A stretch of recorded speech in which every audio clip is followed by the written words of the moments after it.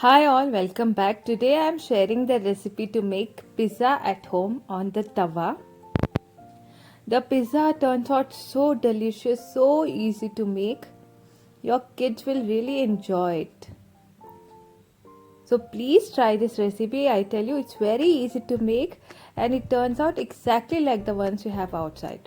So let's start. First I'm making the pizza dough here. For this I'm taking 1 cup of warm milk. Into this I am adding 1 tablespoon of dry yeast and 1 tablespoon of sugar. Mix everything nicely and cover and let it rest for 15 minutes. After 15 minutes you will see that the milk has become frothy. Now into this I will be adding a little bit of salt, around half teaspoon, 2 tablespoons of oil, and mix it nicely. Now after mixing I am going to add 2.5 cups of maida or all-purpose flour. Now add water if required to knead a soft dough here. You can add a little water, or if need a rise add a little flour also and knead a soft dough.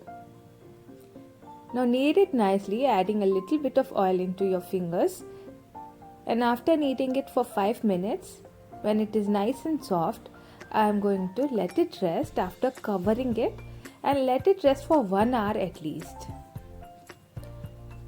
So today we are making tandoori paneer pizza. So let's marinate the paneer.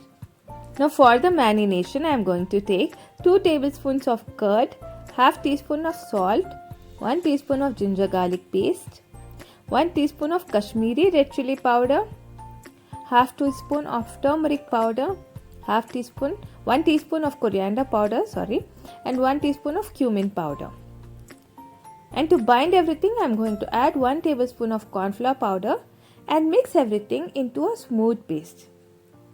Now this is the marination to prepare tandoori paneer. Into this I am going to add the chopped paneer cubes. Mix it nicely and let it marinate for at least 20 minutes. Now keep it aside. Let's move on to cooking the pizza dough. Usually whenever you cook pizza on a pan or tawa, the base sticks and it burns fast. The top remains undercooked. Now to solve this problem, I am going to take an aluminium plate and wrap it with an aluminium foil. So this creates a double layer which will prevent the base from sticking to the pan and burning, and also help in overall uniform cooking of the pizza base. Now the pizza dough is ready. It's been rested for 1 hour. You can see it has doubled so nicely. Now knead it very gently. It will turn out to be a super fluffy dough.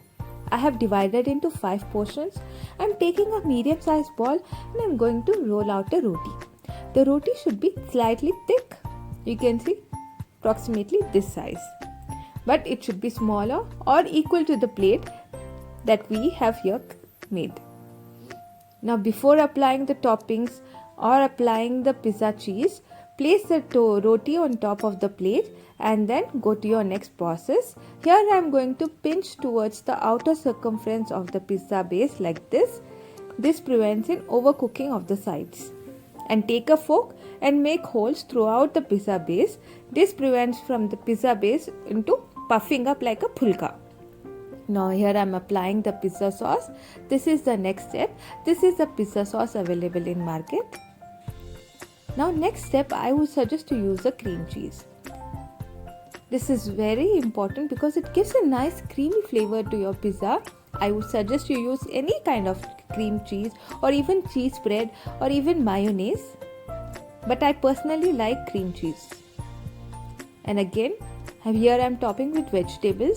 I am using capsicum, cubed tomatoes and onion. You can use any vegetable you want for topping, but capsicum is the most preferred in our house. And I am going to layer the cubed paneer and top it off with mozzarella cheese. Don't be confused while adding mozzarella cheese.